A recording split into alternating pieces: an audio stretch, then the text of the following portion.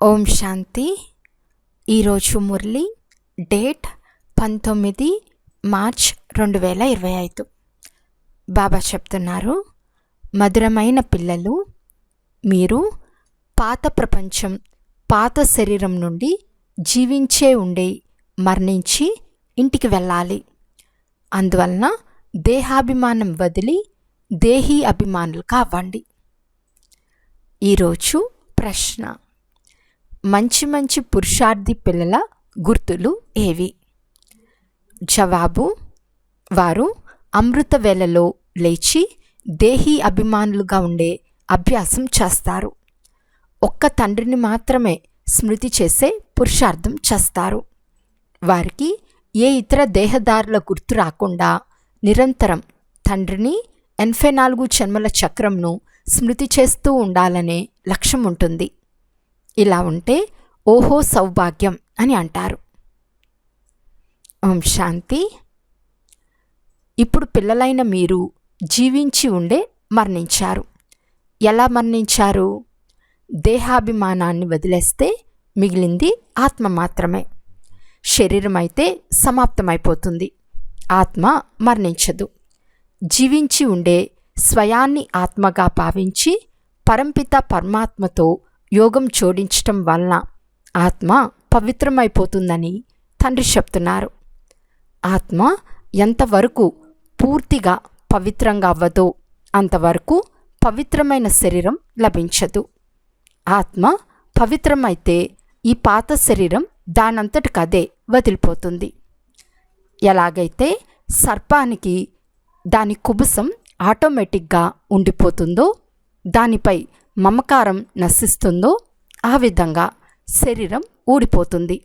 కొత్త శరీరం లభిస్తుందని, పాత శరీరం ఊడిపోతుందని పాముకు తెలుసు. ప్రతి ప్రాణికి తమ తమ బుద్ధి ఉంటుంది కదా. ఇప్పుడు మనం జీవించి ఉండే ఈ పాత ప్రపంచం నుండి, పాత శరీరం నుండి మరణించామని పిల్లలైన మీరు భావిస్తున్నారు. తర్వాత ఆత్మలైన మీరు కూడా శరీరం వదిలి ఎక్కడికి వెళ్తారు? మీ ఇంటికి. మొట్టమొదట నేను ఆత్మను, ఈ శరీరం కాదు అని పక్కాగా స్మృతి చేయాలి. బాబా, నేను నీ దానిని అయిపోయాను, జీవించి ఉండే మరణించాను అని ఆత్మ అంటుంది. ఇప్పుడు ఆత్మకు తండ్రినైన నన్ను స్మృతి చేస్తే నీవు తమోప్రధానం నుండి సతోప్రధానంగా అవుతావని ఆజ్ఞ లభించింది. ఇలా స్మృతి చేసే అభ్యాసం పక్కాగా ఉండాలి. బాబా, మీరు వస్తే నేను మీకు చెందిన దానిగా అయిపోతానని ఆత్మనే అంటుంది. ఆత్మ స్త్రీ కాదు, పురుషుడు. ఎల్లప్పుడూ మనమంతా సోదరులమని అంటారు, అంతేకాని మనమంతా సోదరిలుము అని అనరు. అందరూ బాలురే. మగపిల్లలందరికీ వారసత్వం లభిస్తుంది. ఒకవేళ స్వయానికి బాలిక అని అనుకుంటే వారసత్వం ఎలా లభిస్తుంది? ఆత్మలంతా సోదరులే. తండ్రి అందరికీ చెప్తున్నారు, ఆత్మీక పిల్లలారా, నన్ను స్మృతి చేయండి. ఆత్మ ఎంతో చిన్నది. ఇవన్నీ చాలా సూక్ష్మంగా అర్థం చేసుకునే విషయాలు. పిల్లలకు స్మృతి స్థిరంగా నిలవదు. సన్యాసులు ఒక ఉదాహరణ ఇస్తారు.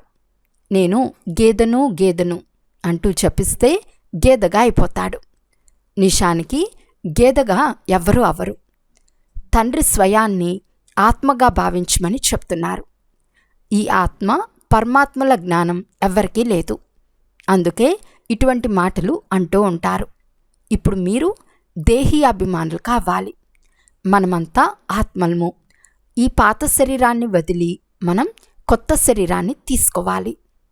ఆత్మ ఒక నక్షత్రం భూమధ్యస్థానంలో ఉంటుందని మనుషులు అంటారు. మళ్ళీ అంగుష్టాకారంగా ఉంటుందని కూడా అంటారు. నక్షత్రం ఎక్కడా, అంగుష్టం ఎక్కడా? చూపించేందుకు మట్టితో శాలిగ్రామాలు తయారు చేస్తారు. ఆత్మ అంత పెద్దదిగా ఉండదు. మనుషులు దేహాభిమానం గలవారిగా ఉన్నారు కదా, అందువల్ల ఆత్మలను కూడా పెద్దవిగా తయారు చేస్తారు. ఇవన్నీ చాలా సూక్ష్మమైన విషయాలు. మనుషులు భక్తి కూడా ఏకాంతంలో ఒక చిన్న గదిలో కూర్చుని చేస్తారు. మీరు గృహస్థ వ్యవహారంలో, వృత్తి వ్యాపారాదుల్లో ఉంటూ మేము ఆత్మలమని పక్కా చేసుకోవాలి. మీ తండ్రినైన నేను కూడా చాలా చిన్న బిందువునని బాబా చెప్తున్నారు. నేనేమీ పెద్దగా ఉండను, అయితే నాలో సంపూర్ణ జ్ఞానం ఉంది. ఆత్మ పరమాత్ములు రెండూ ఒకే విధంగా ఉంటాయి. వారిని సుప్రీం అని అంటారు.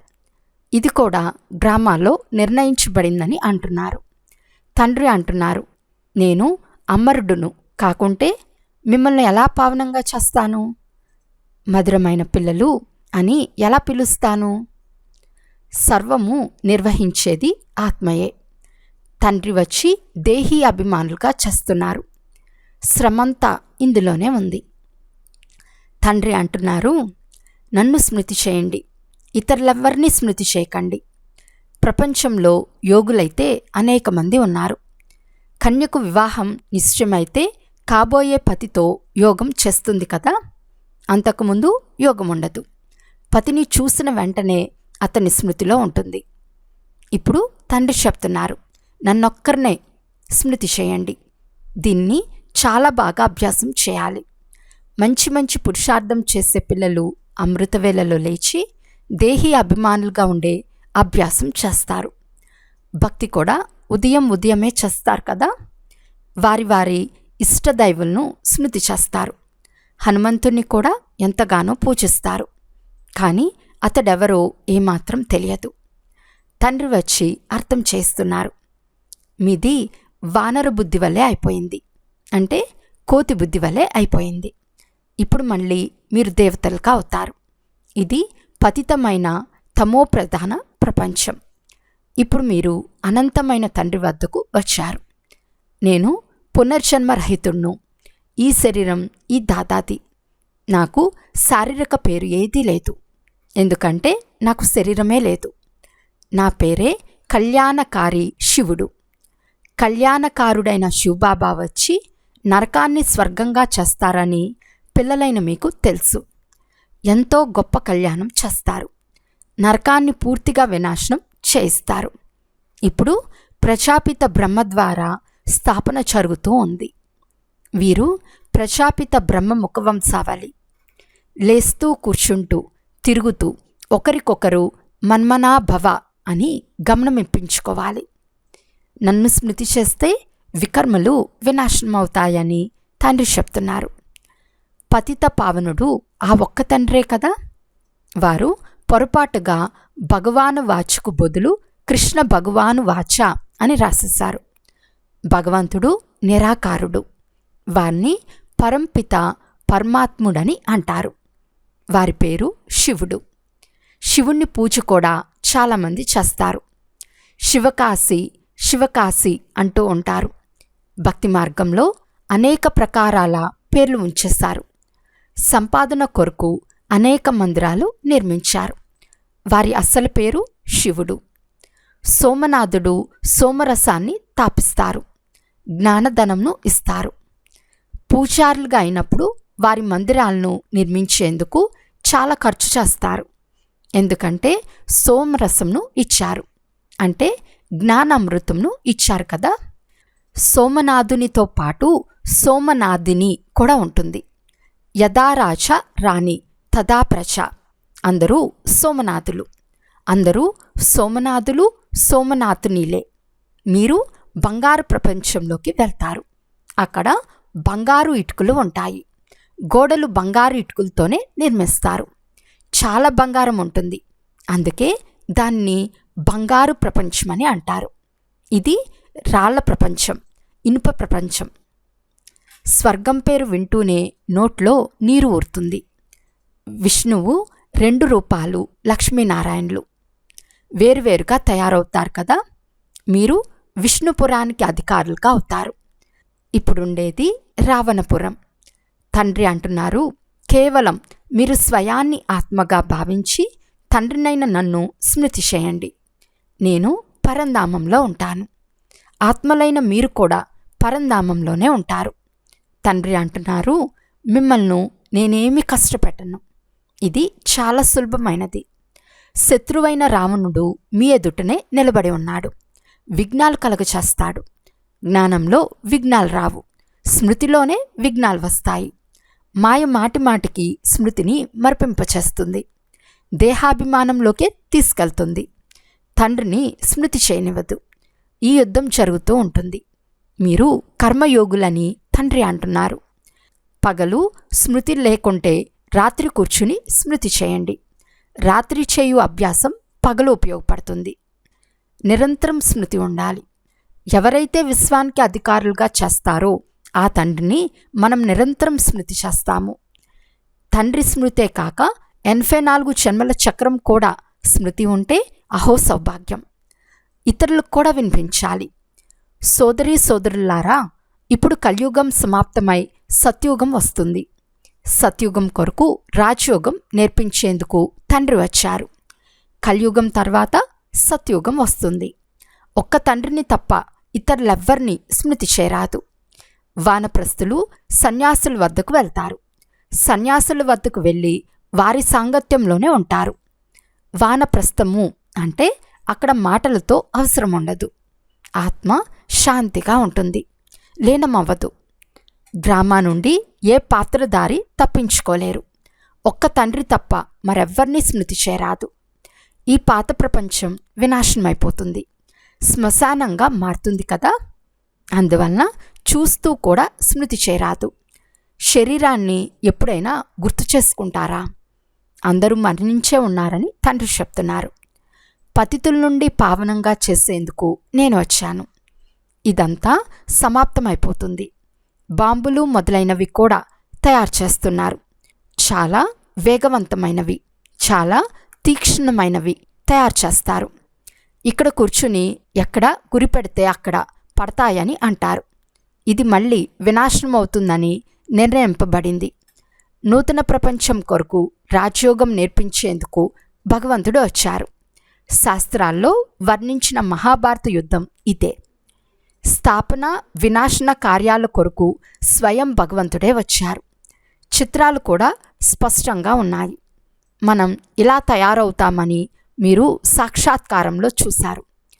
ఇక్కడ మీరు చదువుకునే చదువు సమాప్తమైపోతుంది.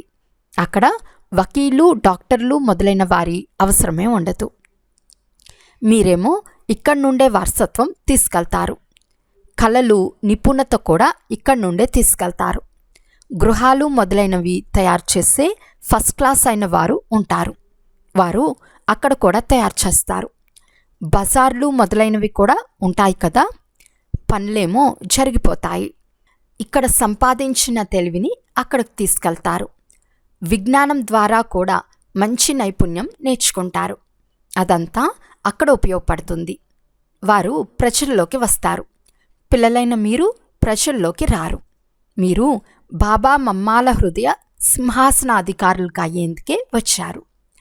తండ్రి ఇచ్చిన శ్రీమతంను అనుసరించాలి. ఫస్ట్ క్లాస్ శ్రీమతం ఒక్కటే, నన్ను స్మృతి చేయండి. కొంతమంది భాగ్యం అనాయాసంగా తెరుచుకుంటూ ఉంటుంది. ఏదో ఒక కారణం నిమిత్తంగా అవుతుంది. వివాహం చేసుకుంటే సర్వనాశనం అవుతారని కుమారీలకు కూడా బాబా చెప్తున్నారు. ఈ మురికి కాలువలో పడకండి. తండ్రి చెప్పే మాట మీరు విన్నరా? స్వర్గంలో మహారాణి గావ్వరా? మేము ఈ ప్రపంచంలోకి ఎప్పుడు వెళ్ళమని స్వయంతో మీరు ప్రతిజ్ఞ చేసుకోవాలి. మేము ఆ ప్రపంచంలోకి ఎప్పుడు వెళ్ళమని, అంటే కలియుగంలోకి ఎప్పుడు వెళ్ళమని స్వయంతో స్వయం ప్రతిజ్ఞ చేసుకోవాలి. ఆ ప్రపంచాన్ని స్మృతి కూడా చేయము. శ్మశానాన్ని ఎప్పుడైనా గుర్తు చేసుకుంటారా? ఇక్కడైతే ఈ శరీరాన్ని వదిలితే మేము స్వర్గంలోకి వెళ్తామని మీరంటారు. ఇప్పుడు 84 జన్మలు పూర్తయ్యాయి. ఇప్పుడు మనం తిరిగి మన ఇంటికి వెళ్తాము, అంటే శాంతిధామానికి వెళ్తాము. ఈ విషయాలన్నీ ఇతరులకు కూడా వినిపించాలి. బాబా తప్ప ఇతరులెవ్వరూ సత్యుగంలో రాజ్య పదవిని ఇవ్వలేరని కూడా మీరు అర్థం చేసుకున్నారు. ఈ రథానికి కూడా కర్మభోగం ఉంటుంది కదా. బాప్దాదాల మధ్య కూడా అప్పుడప్పుడు పరస్పరం ఆత్మీక సంభాషణ జరుగుతుంది. బాబా నన్ను ఆశీర్వదించండి అని ఈ బ్రహ్మబాబా అడుగుతారు. ఈ దగ్గుకు ఏదైనా మందు ఇవ్వండి, లేక ఛూమంత్రంతో మాయం చేయండని బ్రహ్మబాబా శివబాబాను అడుగుతారు. దానికి అలా వీలు లేదు, ఇది భోగించే తీరాలని శివబాబా అంటారు. నీ రథం తీసుకున్న దానికి ఫలితమేమో ఇస్తాను, పోతే ఇది నీ లెక్కాచారం. చివరి వరకు ఏదో ఒకటి అవుతూనే ఉంటుంది. నిన్ను ఆశీర్వదిస్తే అందర్నీ ఆశీర్వదించవలసి వస్తుంది. ఈరోజు ఇక్కడ ఈ కన్య కూర్చుని ఉంది. రేపు రైల్లో వెళ్తూ ప్రమాదం జరిగి మరణిస్తే బాబా దాన్ని డ్రామా అని అంటారు. అంతేకాని బాబా నాకు ముందు ఎందుకు తెలపలేదు అని అడగరాదు. చట్టం అలా లేదు. నేను పతితులను పావనంగా చేసేందుకు వస్తాను, అంతేకాని ఇవన్నీ చెప్పేందుకు నేను రాలేదు. నీ లెక్కాచారం నీవే చుక్తూ చేసుకోవాలి. ఇందులో ఆశీర్వాదాల విషయమే లేదు. అవి కావాలంటే సన్యాసుల వద్దకు వెళ్ళండి. బాబా ఒక్క విషయం మాత్రమే తెలుపుతారు, నన్ను మీరు నరకం నుండి స్వర్గంలోకి తీసుకెళ్ళండి అని పిలిచారు. పతిత పావన సీతారామ అని పాటలు కూడా పాడతారు, కానీ ఉల్టాగా అర్థం చేసుకున్నారు. రఘుపతి రాఘవ రాజారాం అని మహిమ కూడా చేస్తారు. భక్తి మార్గంలో నీవు ఎంతో ధనం పోగొట్టుకున్నావు అని ఒక పాట కూడా ఉంది. ఏ వింతను చూశావు? దేవతల విగ్రహాలను తయారు చేసి పూజించి సముద్రంలో ముంచేస్తారు. ఇప్పుడు ఎంత ధనం నాశనం చేసుకున్నారు? అర్థం చేసుకున్నారు. ఇది మళ్ళీ జరుగుతుంది. సత్యుగంలో ఇటువంటి పనులు జరగవు. సెకండ్ నిర్ణయింపబడే ఉంది. కల్పం తర్వాత ఇవే విషయాలు మళ్ళీ పునరావృతం అవుతాయి. డ్రామాను బాగా అర్థం చేసుకోవాలి. ఎవరైనా ఎక్కువగా స్మృతి చేయలేకుంటే తండ్రి చెప్తున్నారు, కేవలం తండ్రిని, వారిచ్చే చక్రవర్తి పదవిని స్మృతి చేయండి. ఆత్మలైన మనం 84 జన్మల చక్రంను ఎలా పూర్తి చేసుకుని వచ్చామో మీ ఆంతరికంలో సదా మ్రోగుతూ ఉండాలి. చిత్రాలను చూపించి అర్థం చేయించడం చాలా సులభం. ఇది ఆత్మీక పిల్లల ఆత్మీక సంభాషణ.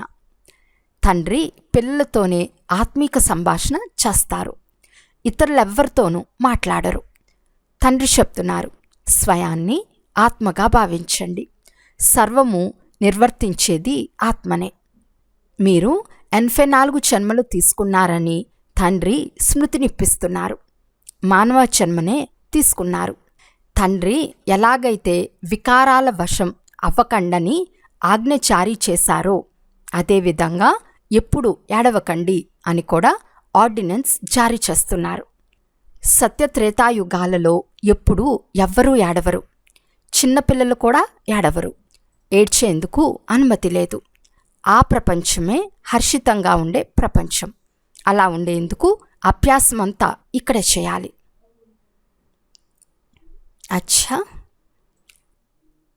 మధురాతి మధురమైన అపురూపమైన పిల్లలకు మాతాపిత బాప్దాదాల ప్రియ స్మృతులు మరియు గుడ్ మార్నింగ్.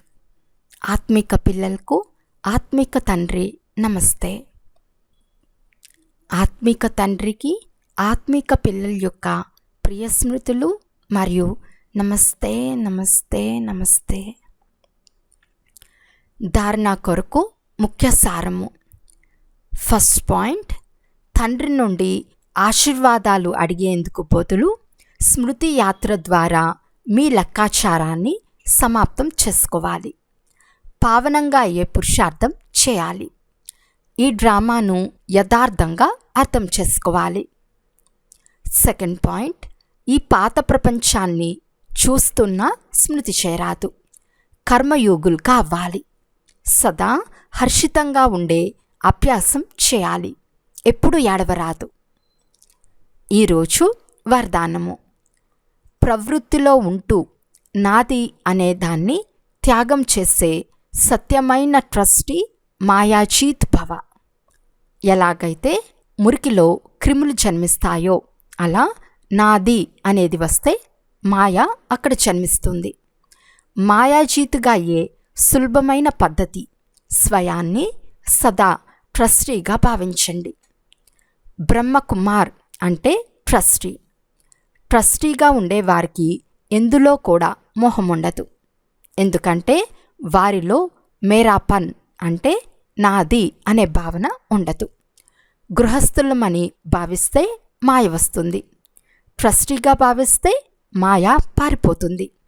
అందువలన న్యారేగా అయి తర్వాత ప్రవృత్తి యొక్క కార్యంలోకి వస్తే మాయా ప్రూఫ్గా ఉంటారు. న్యారా అంటే అతీతంగా అవటం. ఈరోజు స్లోగన్: ఎక్కడ అభిమానం ఉంటుందో అక్కడ అవమానం యొక్క ఫీలింగ్ తప్పకుండా వస్తుంది. అవ్యక్త సూచన: సత్యత మరియు సభ్యతారూపీ కల్చర్ను అలవాటు చేసుకోండి. మీ ఆంతరిక స్వచ్ఛత, సత్యత అనేది మీ లేవటంలో, కూర్చోవటంలో, మాట్లాడటంలో, సేవ చేయటంలో జనులకు అనుభవమైనప్పుడు పరమాత్మ ప్రత్యక్షతకు నిమిత్తంగా అవుతారు. అందుకు పవిత్రత అనే దీపం సదా వెలుగుతూ ఉండాలి, కొంచెం కూడా అలసటలోకి రాకూడదు. పవిత్రతా దీపం ఎంత స్థిరంగా ఉంటుందో అంత సహజంగా అందరూ తండ్రిని గుర్తించగలరు. అచ్చా, ఓం శాంతి.